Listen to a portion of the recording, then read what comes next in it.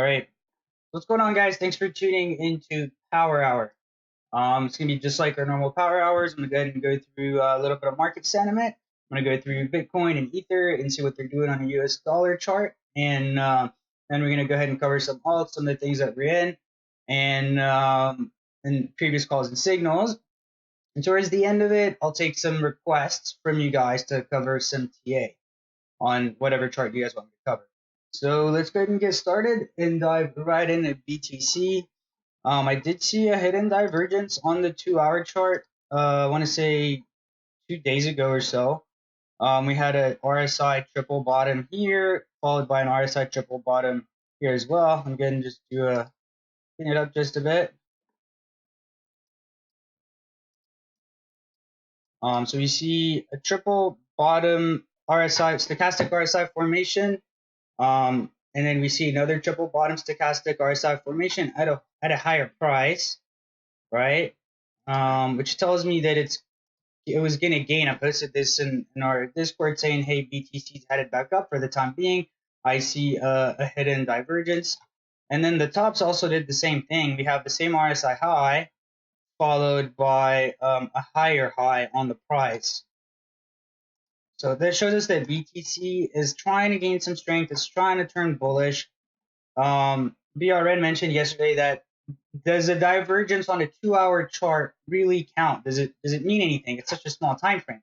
Well, every move's got to start somewhere. And when I can't find a divergence on a 12-hour chart or a 6-hour chart or a 4-hour chart, I have to find one to figure out the market direction. You can't just stay in limbo waiting for something to happen. You got to get ahead of things and try to essentially position ourselves in a way where we can see what's around the corner.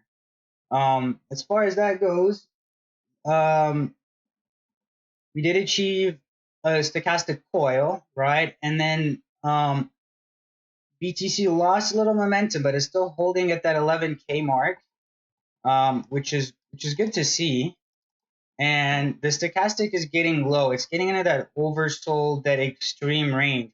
So if we get another triple bottom or a flat stochastic at this price of 11, still higher than the previous low, at a low that's higher than the previous low, BTC still in that bullish channel. As for its actual strength on a US dollar, it still hasn't broken that downtrend. It hasn't broken through.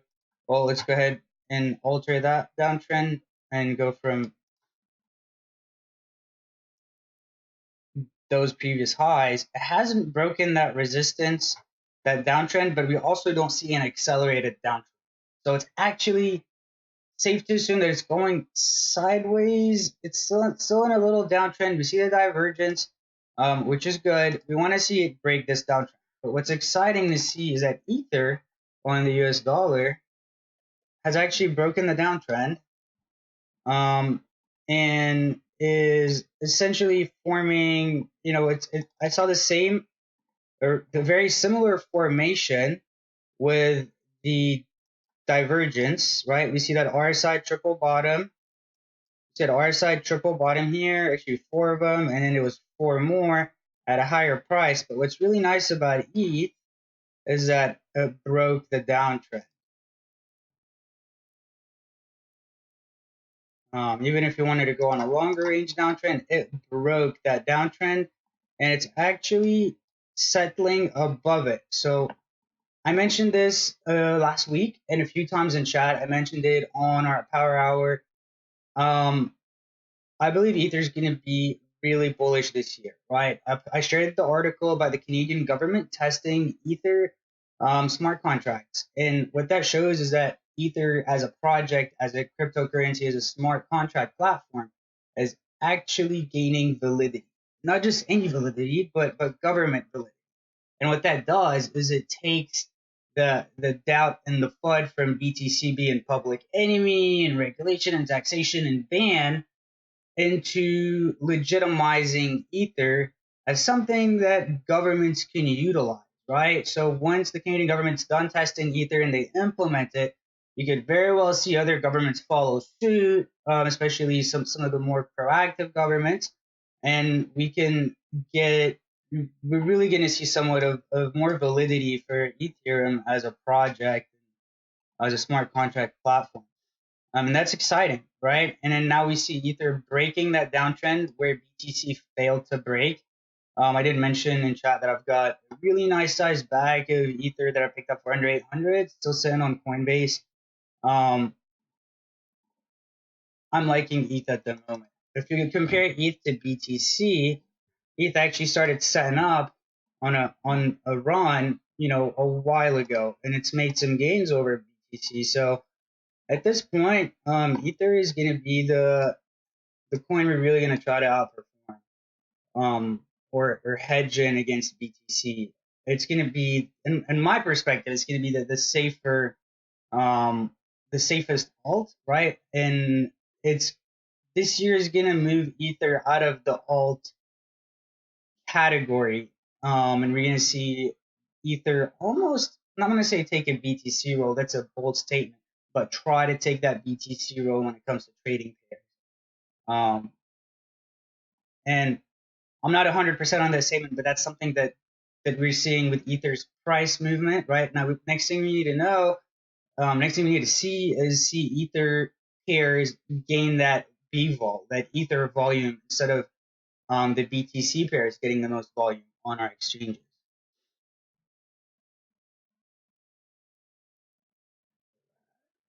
There's been a lot of chatter on Lumen, and it's actually making some solid gains. It hasn't made a new high, right? But we saw it retrace again. Hopefully, you guys added on the dip. On the daily, we're still not in that overbought territory where it can go, where we were back here. I'd like to see a coiling stochastic. I'm gonna put on a 6-hour chart. And it's somewhat of a coiling stochastic. It's definitely a bullish divergence here, right? We see the stochastic. This is a 6-hour chart. We see a higher low, right? And the stochastic RSI is in the extremely oversold, and now we see it wanting to make it move back up. Another chart that was doing this yesterday is Qtum. I wanna bring in a really nice, good Qtum bag. I was actually telling Sneaker Boy and a few other guys in chat that I see a developing divergence on Qtum. We want to see the stochastic turn around and point up, and they're having an airdrop. It's not a really highly evaluated airdrop. It's a $1 a coin. I think you gotta have 4 Qtums for every BOT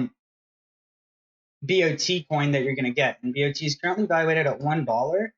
Um, So it's not like a $20 coin or a $7 coin or $2. Even like NXT's Ignis airdrop was a $2 coin. At one point, it was featured at $7. But with Qtum being on this run, we see this almost a pennant, right? And then we see this massive divergence here at a higher low. I'm probably going to signal Qtum once we're done with a power hour. I wanted to see the stochastic turnaround and head back up before we place a buy, or at least go flat on the 4-hour. And we're going to go ahead and do that right now, put on a 4-hour chart. And, well, it hasn't done that. It might be too soon, because we want to catch it before the next leg up, right? And not while it's still within a range. It's going to go up and down within that range. But if we catch it before it breaks out of the range, it's going to be nice. Now, to find the current range on Qtum, these are going to be our lows and highs. Be right around there. So we're definitely in range. We're in the middle of that channel. We want to see it. We want to get in before it actually breaks out of the range. We had 1, 2, 3, 4 tests of resistance. So it's only a matter of time before Qtum shoots up. You guys have any questions about anything I've covered so far? Anybody have questions on Qtum, Lumen, BTC, Ether?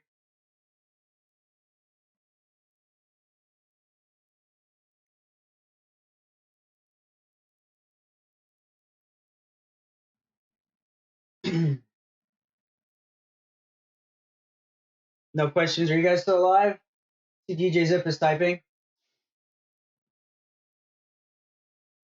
Am I so bullish on Ether Classic? I am so bullish on Ether Classic. What I'm gonna have to do is I haven't gotten much of any alterations from our analysts in the report that I'm working on. So what I'm going to do is I'm gonna go ahead and kind of polish it and publish it today on Clo on what's going on. It's fundamentally it's been hard to really understand the role of Clo, but I have enough data where it clears the picture up, right? There's not a clear definition of what exactly Clo is going to do, but some of the things that Clo is going to do, it's going to help Ether Classic scale up, where it's going to scale without increasing the block size, as you know, as opposed to what Bitcoin and Bitcoin Cash did, right?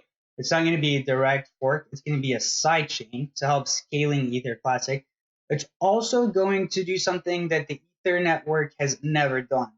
It's going to do wallet to wallet messaging, right? And with that, it means if I'm going to send you any Ether Classic or Clo for a transaction, I can actually message you within your wallet, right? And we can talk about that transaction with the messaging system as a wallet to wallet communication and messaging.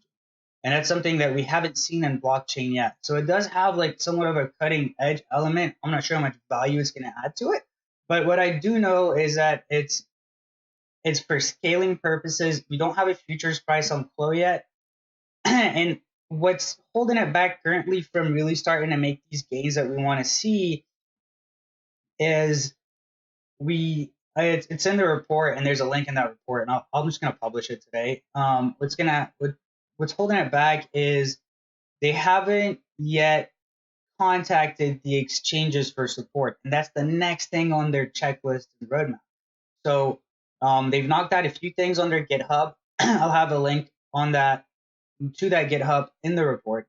And what's going to happen is their next step to implement is going to be contacting the exchanges to get support for the airdrop. Currently, my Ether Classic wallet has the airdrop. My Ether wallet has an airdrop, and there's one more wallet, and that's all in the report. And then their next step is trying to get Bittrex, Poloniex, and all the other exchanges, the major exchanges, to support the airdrop. And once we get that in, that's when we're really going to see those statements come out from Bittrex. We're going to see the statements come out on Twitter, and we should start seeing a little bit more of a pump. And then another thing that's going to help it is once we have somewhat of a futures price on Flow. We're in an airdrop. We're really early in this airdrop. We have an estimated date. It might be pushed back a little, but I like getting these airdrops really early. I'm going to show you what NXT did whenever Zero Knowledge Proof signaled it way too early. Our first signal on NXT was in the 1500 range, right? And it was a really long duration hold before we signaled it again. And had one gotten in that 1500 range, that's 819%. Actually, let me pull up the signal from Zero, the original.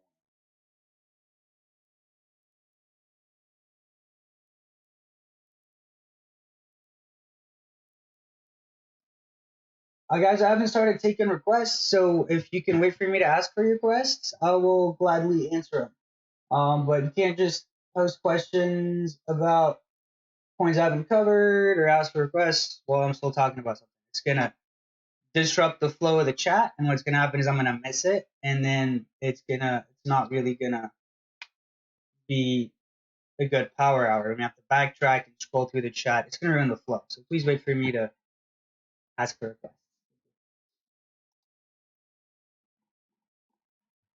I'm just looking for the NXT, the initial call when we got in really early before we even started seeing any motion. Um,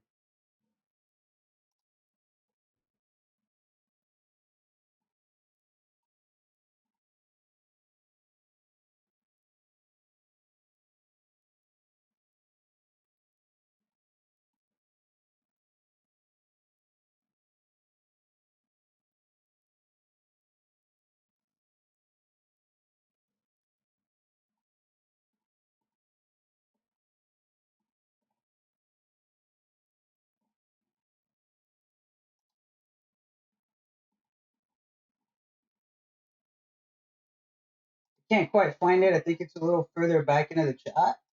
So, okay, so it got deleted. Thanks, Cypher, for letting me know that. But it was such an early call, right? We got into it in November. This is actually December, so it was a really early call on NXT, and it made massive gains. That's something we want to do in ETC and Clo. And we want to get in right here when it's still not doing anything, right? If you look at it, it might be this early in the move. It might be this early in the move. We want to get in right here and really wait it out. It's a 40-day hold. There's no reason to get impatient. There's no reason to drop it. There's no reason to think anything negative about it because there's no negativity. It hasn't tanked. It hasn't done anything bad. It's still in a range, and it's actually constricting. It's constricting, as in the Bollinger Bands are constricting, and we should see some type of either upward surge or downwards. We're gonna see a break here. I see the stochastic doing like a double bottom formation. It's in the extreme. It's not quite at the very bottom, right? But if we look at the stochastic at these levels previously, right here, it was lower, but essentially it's not a really strong divergence, but I really like this chart. I really like what Ether Classic's doing. There's a long way up to go. A lot of these airdrop coins, right? Whenever they announce this airdrop and they start gaining momentum, they beat all past previous highs. They make new highs, right? And just up to the top, we're so far away from, there's let's just measure it.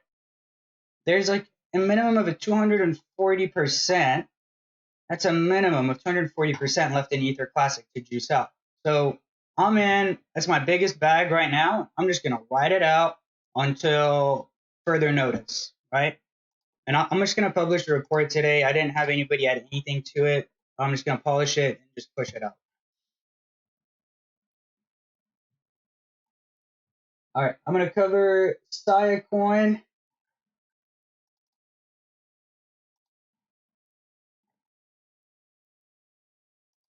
I've had a few questions about Saya. It had previously made this massive gain when all the cheaper altcoins were ripping, and the breakout formation before then, or that led up to it, was this pennant on SC. And I'm gonna fib it. I'm just gonna stick to the basics. We're gonna start with the Fibonacci retracement. This is actually the first time we see Saya go up into an uptrend. So we don't know how far it cycles and what it can do. But one thing we do know for sure is, as of now, we don't see those cheap tokens really making moves like they were. I mean, Digibyte was on a run. Saya was on a run. It's holding at the 61.8 fib, and which is good. You want to see it hold at this level. We haven't signaled Tycoin, and I know you guys are in it because you like that it's trying to disrupt cloud storage, and there's a few competitors as well, like StoreJ and another one.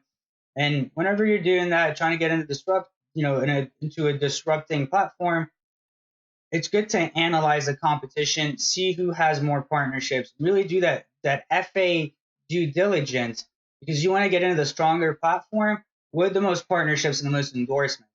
And that's the things you want to look for. So, if Saya ends up teaming up with big corporations, or big corporations start utilizing Saya, then that's going to be really interesting, right? I know it's cheaper than Amazon's cloud services, and it's cheaper than all these other services.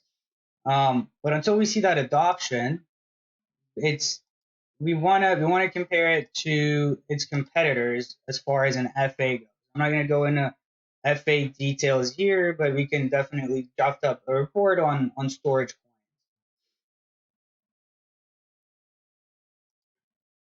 As for the chart, it's at the 61.8 fib, which is essentially a bullish continuation.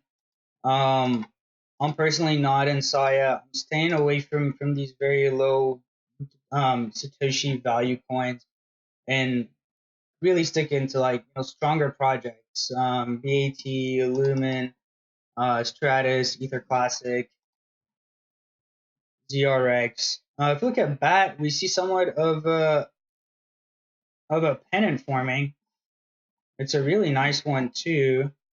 This is the 1 day chart. One thing I always preach is the 1 day chart does not lie, right? Um,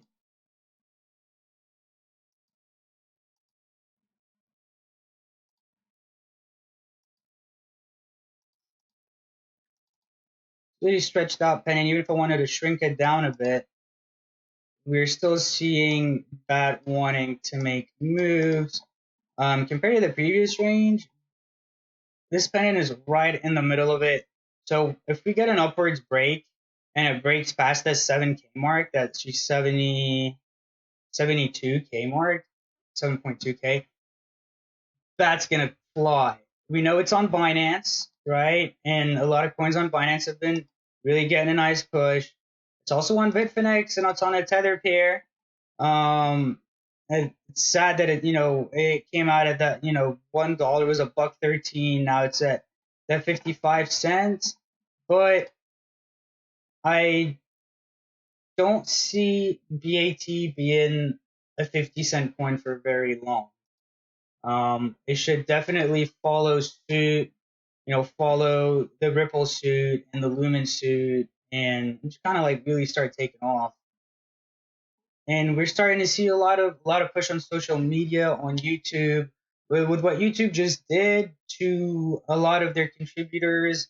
They're kind of shutting down their current advertising and revenue stream for certain channels that don't fit a criteria. And a lot of those and those contributors and those content creators, right? They're having to tell their subscribers, hey, you can pay me via BAT and the Brave browser and stuff. And so we're really going to see more adoption happening. BAT's also been Brave has been promoting their browser and they're getting a lot more downloads. So we should see more adoption happening out of BAT and a higher price as well. And go back to the podcast chat. Any holes that we may need to exit as ZRX, GNT, and VEN. So I'm going to cover those three charts for you, Ben.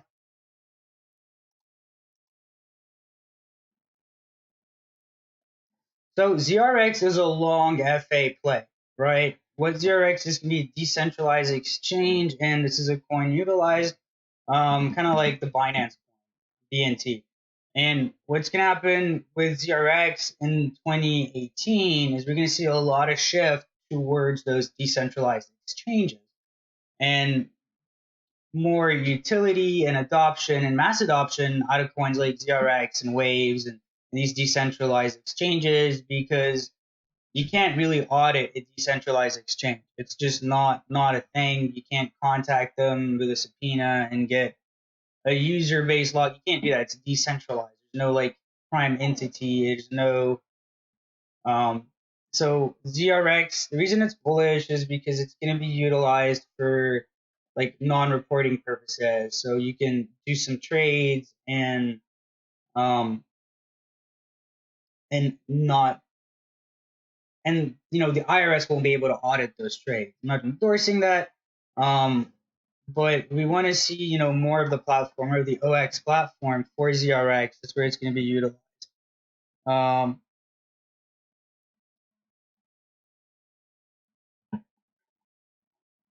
GNT.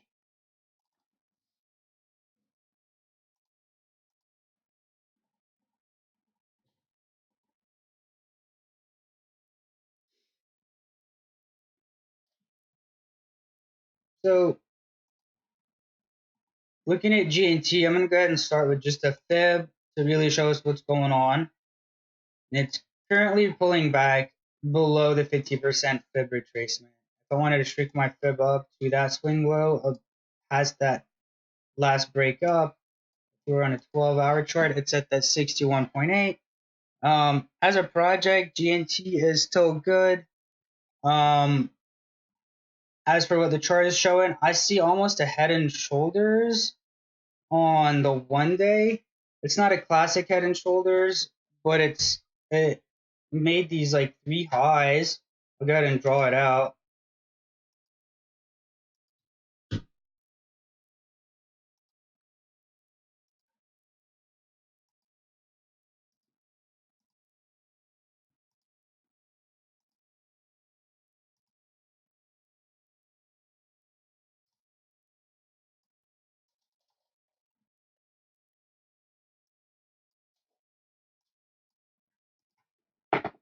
So we've got a left shoulder, a head, and a right shoulder on GNT, and we still, it's somewhat breaking down. I'm not gonna say the move is completely over, but it is. I'm not very confident with the way the chart is looking right now. Guys, give me just a second. All right, so back to GNT. I see that somewhat of a head and shoulders formation, and I'm not really confident with the way it's looking. Um, Ben, what did you get in at GNT at?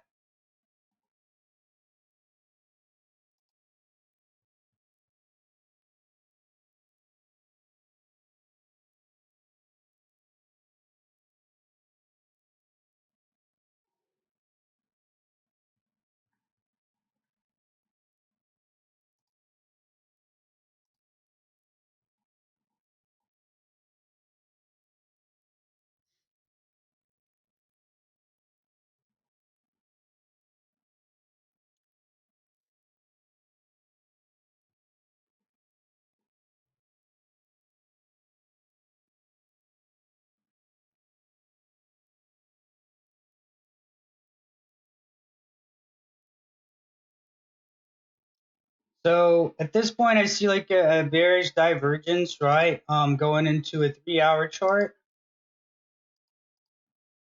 We've got a lower price high, right? A lower high at a same stochastic high. That's on a 3-hour. I don't like it. Unless we see like clear double bottom Adam and Eve, but it actually broke down lower. One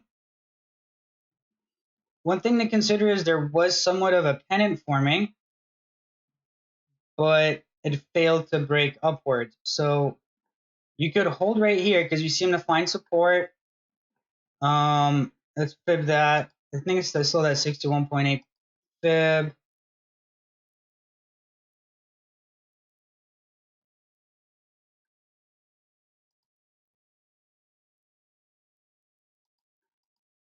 Unless you're really long on Golem, I would tighten your stop.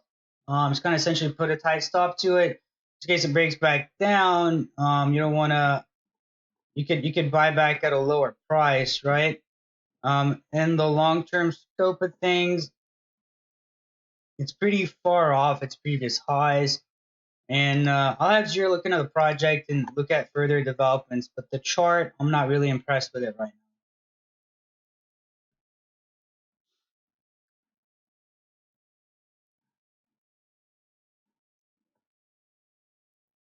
Yes, I'm just not very confident in the chart with Golem at the moment. So I would put a tight stop somewhere in like the 48 range, depending on what your threshold is on risk. You want to risk like 10%, or you want to go ahead and play it, TA wise, where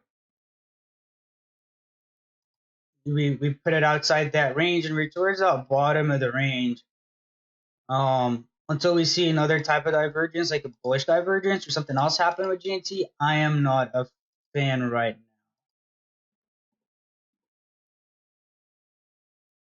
It's odd. This looked like head and shoulders on a 1 day, but it doesn't look like it on an intraday basis. Let's do a 6-hour chart. And we want to see higher highs and higher lows. And we're just not seeing that. Like when you compare it to something like Lumen, we see, higher low and making higher high. and it really didn't dip back down. And now we see it coiling stochastic. So I'd much rather be in something like Lumen, which I am, as opposed to something like like GNT right now, um, because of that.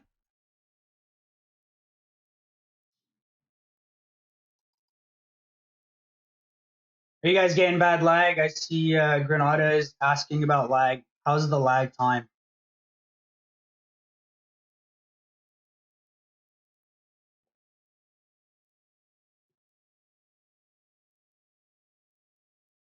I'm getting like 24 megabytes up per second. Okay, so multi-beast is good.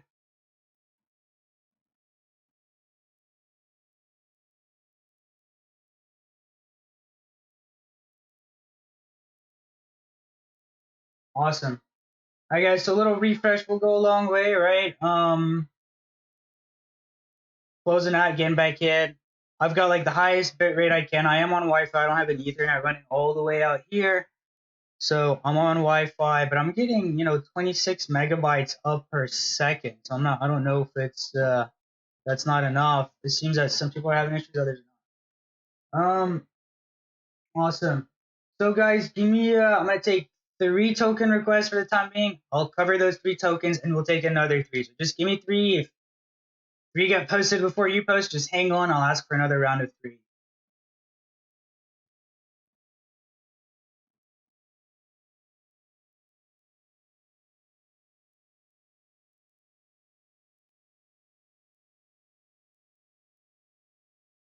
All right. So what's my perspective potential of XCP versus Ether Classic plays? XCP has already made some gains, right? And it's a lot lower volume coin than an Ether Classic. I'm still bullish on XCP. Anytime there's an airdrop, I'm going to be bullish.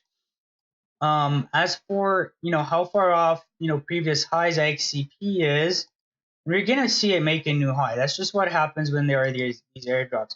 I have to look into the utility of the airdrop on XCP. I haven't done as much research as I have on Clo. And I will do that. So once I release the Clo report, I'll start digging into XCP to see the utility and what the airdrop's trying to accomplish, because that's gonna be pretty important. As for let me look at ETC. So we got 5. So XCP is actually, currently almost twice the price of what Ether Classic is. I want to see how that relates to the airdrop, right? If that airdrop coin and what the airdrop coin is going to be worth on XCP versus the Ether Classic. So that there's going to be a few things I need to consider before I answer that question. The best thing for me to do is to compile a report like the core report that I'm going to push out today, just so I give you the most informed opinion I can. And so it's well rounded and you've got sources. You can visit those sources and check for yourself too. So it's just not coming out of my mouth.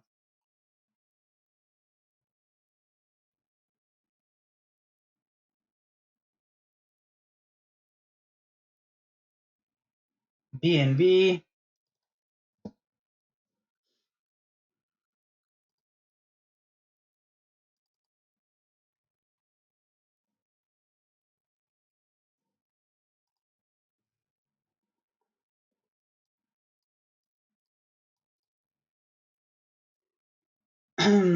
So definitely see it holding. I want to say maybe at a 50% fib or 61.8. It's definitely holding at the 50. Anytime we see the chart holding up at the 50%, that's going to be pretty bullish. BNB earns you reward for holding it and staking it. So this is like almost it's almost like an investment where it's gonna earn you dividends, right? It's almost like dividend paying stock at this point, and it's something that you want to hang on to because of those dividends. And the chart hasn't had much bearish divergence um, that I see yet. We can go ahead and dive into deeper time frames, but the fact that it's holding at the 50% fib on a long term scope, that's good. That's healthy. That's bullish. I wouldn't expect it to dip much further, and if it does, then you can consider selling off at some.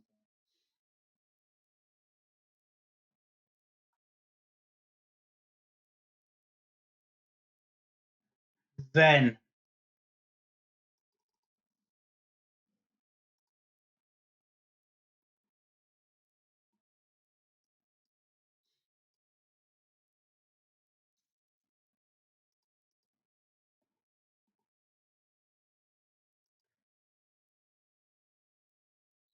put it on a 1 day chart just to get a bigger picture. Then I'll dive in a 6 hour.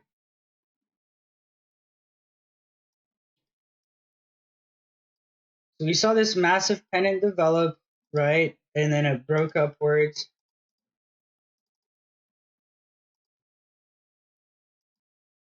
It's currently still in that overbought territory. We want to see where it, tries to settle. We might even see a coiling stochastic at some point. So now that we have somewhat of a big picture developed, we add an ADX indicator. That's fairly high. But here, the parabolic SAR is still giving us a buy signal. So that might be the bottom of this retracement. Fib-wise, it's looking like a 61.8 retrace, not quite down there yet. Let me go ahead and go into a 4 hour. It's definitely pulling back, right? And it's coming back down to the 61.8. We should see some continuation happen from here. I know they did the first disaster proofing where, they disaster tested Ven and it survived. And there's quite a bit of good FA on it. At this point, it's still a good long. We're not going to see any charts go straight up. Nothing goes straight up forever, right? I mean, look at Lumen. I'm just going to give that as an example because it went up and it fooled a few people in exiting. And now Lumen's setting up almost like a flag or a pennant to make a newer high. So you don't want to get caught selling Ven here on a retracement only to see it, leave you in the dust. And that's the thing about crypto. Like a 20% fluctuation on an altcoin, that's completely normal. And we want to be patient with the market in times like these where we still don't have a general direction for the king, for BTC. We don't have a general direction for the coin with the highest market cap and the coin with the highest pair trading volume. And when you don't have that, we're in a time of uncertainty. So we're not going to see very many runners, right? Hard runners. And when something makes gains, people are going to profit take because they're a little hesitant. This is one thing we haven't seen in the market in a long, long time. I'm going to talk about this. Give you a little bit more of a market sentiment. There are two things in a market. There are two forces. You've got fear and greed, right? And if you look at Bitcoin USD, we have had zero fear in the last since 7,500, right? 7,600, all the way up to 19K, it was pure greed. Nobody is getting scared. Oh, we should sell, we should profit take. It was more of buy, buy, buy, buy, buy. And what that does, you've got Warren Buffett, right? Most infamous investor. He says, be fearful when others are greedy and greedy when others are fearful.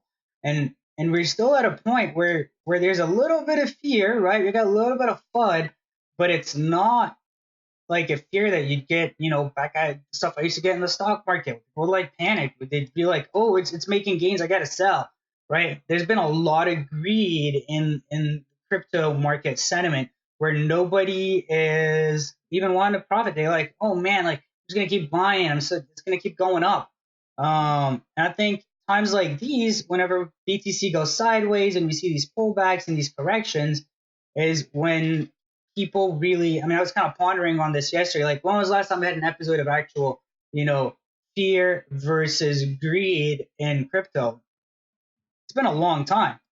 Whether you guys got in at, $1,800 or 2,000 or 3,000 or 4,000 BTC, it's been nothing but greed all the way up to you. I'm not calling you guys greedy. I'm just talking about, market forces. And this is the first time that we see this really elongated. How many days has it been since the pullback started?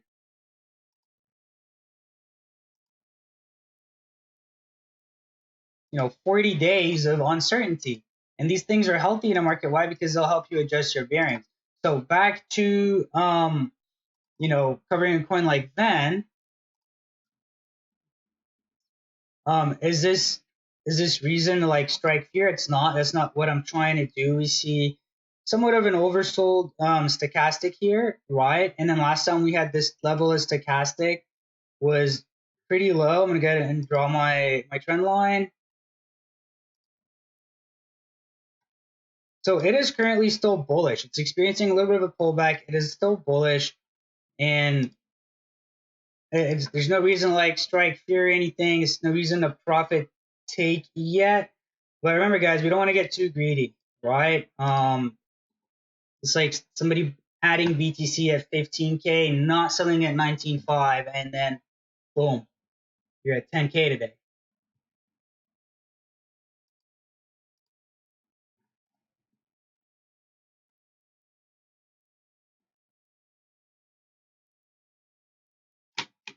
You can, Goran, you can absolutely short some coins.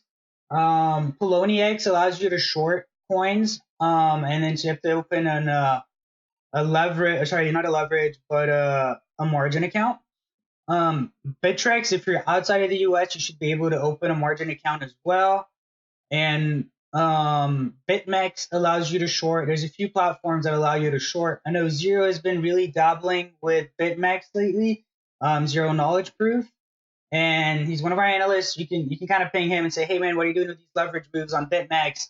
Help me get started, and he can kind of guide you into the shorting realm. Is shorting something I recommend?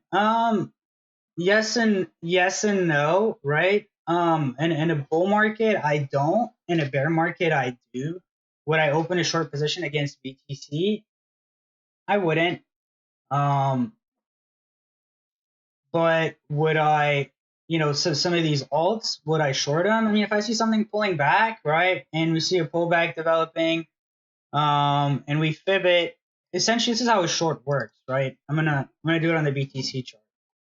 If you're gonna short, you want to short something down at that 61.8, and if it's really bullish, you want to close that short at 61.8. So had you wanted to short BTC on the dollar chart, and you opened your short position at the 23.6 retrace, right? And then you wrote it down, closed out at the 50, went long, sold the 23.6, but short again, and then closed open long, closed the long, open a short, all the way down to 61.8. That's how a true like long short trader would do this. And then when you're shorting, you're gonna have more leverage because you're on a margin account, so you can short more than your portfolio is worth. But it's risky, right? It's pretty risky. I'd get in with Zero and talk to him about what he's doing on BitMEX, and he would kind of shed some light and help you out, as in, should you short, when should you short, what should you short. Bears, being a bear, shorting isn't something you want to take up on your own. When we see bears coming on market, it's called a bear raid. There's a ton of bears and they're just all showing out these coins, are all short selling at the same time. That's something that, it's not like delusion in a market, but it's still, bears are strong in numbers, just like bulls are strong in numbers. And you don't want to be the one shorting against the trend. You want to, just like trading long, the trend is your friend. Something goes bearish, yeah, you can short the crap out of it. But make sure you get proper guidance for your shorts, because you're going to be shorting on leverage. You can use a lot more than what you should.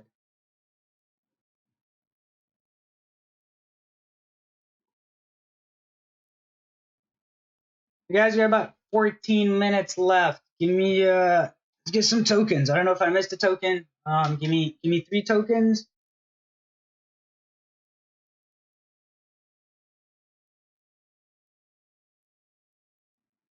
Stratus. It's been like public enemy right now. Not really public enemy, but it's really pulled back.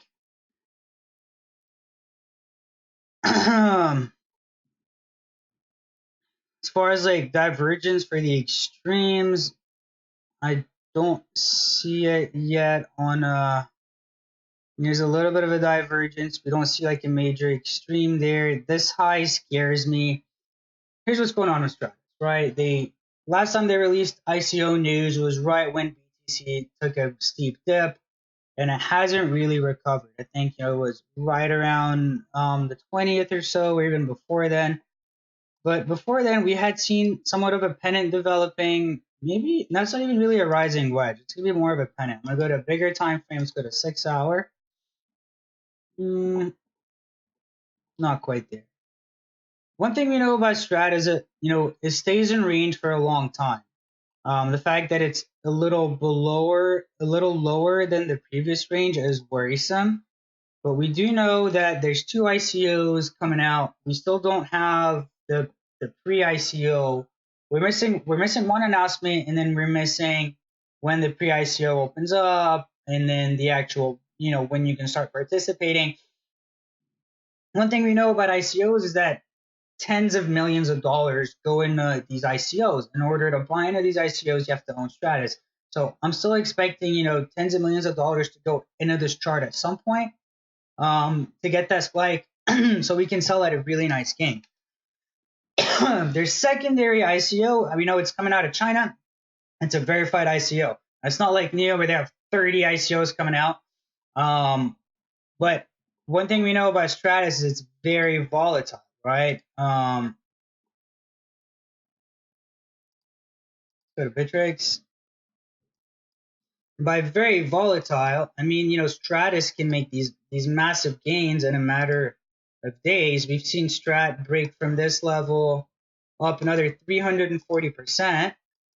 And if we look at it on a daily chart, as for what the stochastic is doing, we see it turning around, right? If you're going to look for divergence, a long-term divergence, the last time the stochastic was at this level was way back at 40,000, and now we're at 111,000.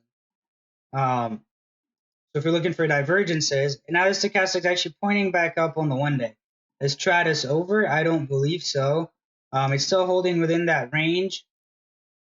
It's a pretty big range, right? But if you look at it previously, it stayed here for a few days. And now we're in somewhat of market uncertainty once again, where there's a little more fear in the market. It's not just greed, there's actual fear. This is the first time we see that in the market in a long time. So with that fear, you might see it stagnate and stay in this zone. I'm going to go ahead and do a little rectangle to highlight that zone where it stayed previously and actually broke above, and now it's back in it at the bottom of it.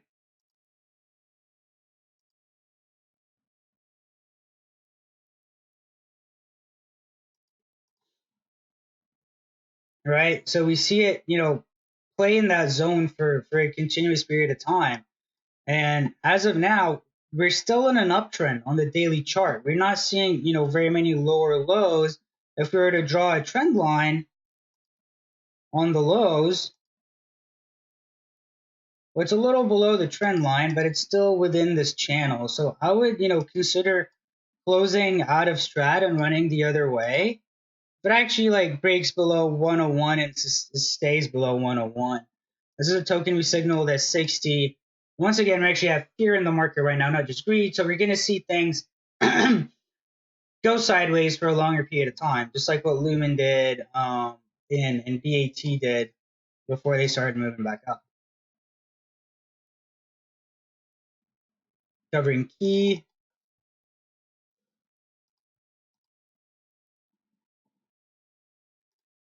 It's really hard to do any TA on a coin that's been trading for 4 days.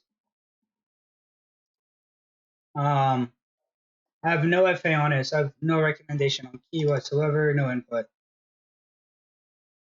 ADA.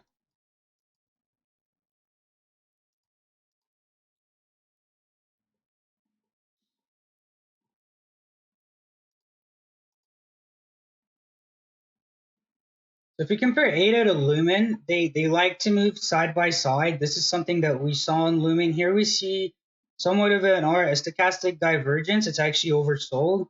this would be a good time to pick up ADA, right? If you're holding, hold strong. If you want to add, um, this would be a time that I would personally add because stochastic is down, it's pointing back up. And ADA is a really good strong coin. It has made massive gains, but this one's been on a bull run. I'm gonna try to add the XLM chart.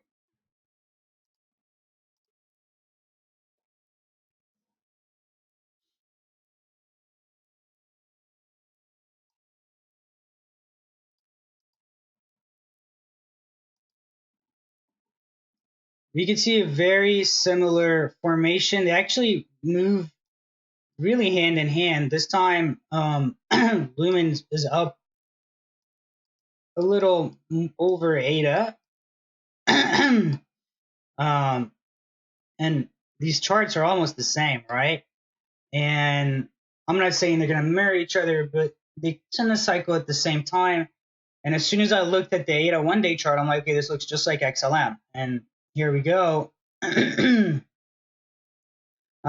actually had broken out of Head and Shoulders, right? If you look on this on the background on the chart with the purple one, it broke out of that. And I don't think ADA is over. We have an incoming MA crossover, and I like ADA still.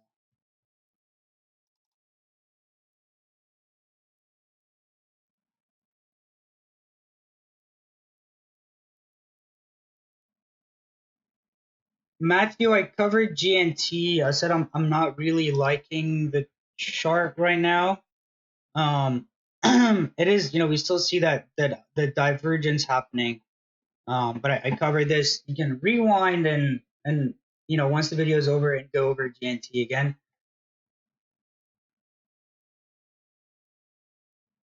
All right, guys, we got 6 minutes left. I'll take one more token. Next person to put it up, I'm going to cover that.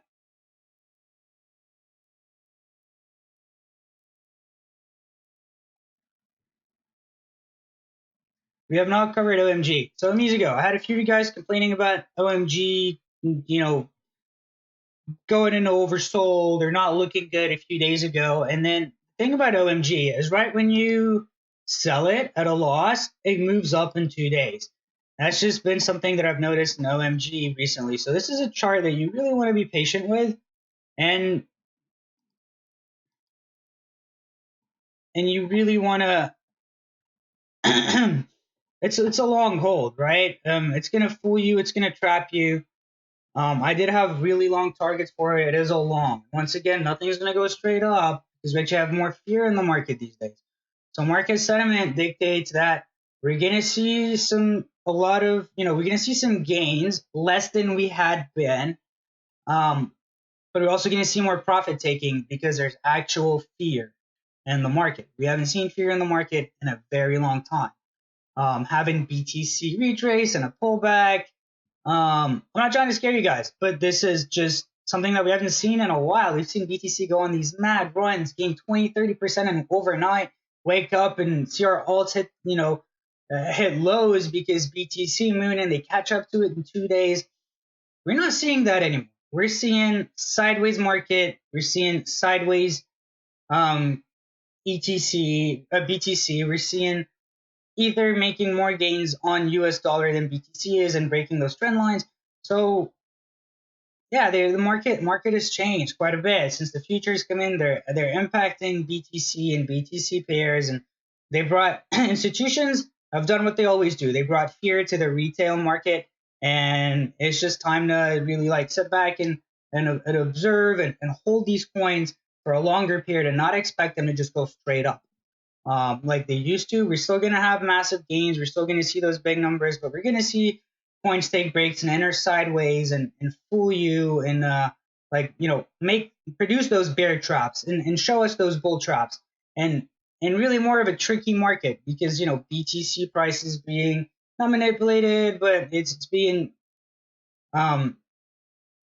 traded by institutions on leverage and futures and bitmax. So there's a lot more of that happening right now. That's why Ether's looking more bullish. A lot of money is going into Ether because we still don't have Ether futures. We still don't have CME Ether futures or SIBO ones. So institutions haven't really started dabbling with it. We have governments legitimizing it. So like personally, I'm hedging in Ether, and just because it's also breaking the the the trend line on the U.S. dollar chart, so it's really important. As for OMG, it's not over, and we're just gonna see that 2 days ago you're like, oh man, it's at 141, it's gonna break down, or oh, it's made this lower low, but here we go, it's actually moving back up. I put on a stochastic,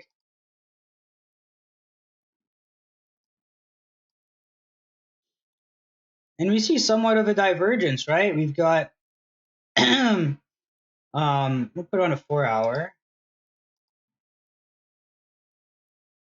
We see a double bottom, almost an Adam and Eve. It's actually a classic Adam and Eve. And here we see upwards motion. This might call the stochastic back up. So OMG is absolutely still a hold at this point. We're still in an uptrend. And it's respecting the trend line, right? We've got a stochastic low, another stochastic low at a higher price. So it's definitely divergence. Now we want to see what happens and what develops there. We see an incoming moving average cross on the 4 hour. So OMG is still a hold. Well, guys, thank you all for tuning in to PowerHour. I'm going to be helping a few VIPs out a little later today, and like portfolio structure and stuff. If you have any questions, please ping me in the chat. If you have a TA request, if you have a TA request, do it in the TA channel so everybody else can see it, right? Especially if you're a VIP. Ping me, say, hey, Crypto Saver, what do you think of this coin in the technical analysis channel? So everything's there instead of pinging me on a direct message, because other people might have questions about that coin too. So, and we're a community. So let's utilize the community groups for TA requests. One-on-one VIPs. I've got a few of you guys that I've scheduled for today, and if anybody else needs help with their portfolio, ping me for now, and we'll get it all figured out. Yeah, guys, thanks for tuning in to PowerHour. And if you have any questions, I'll be in the chat. Yep, catch you guys in there.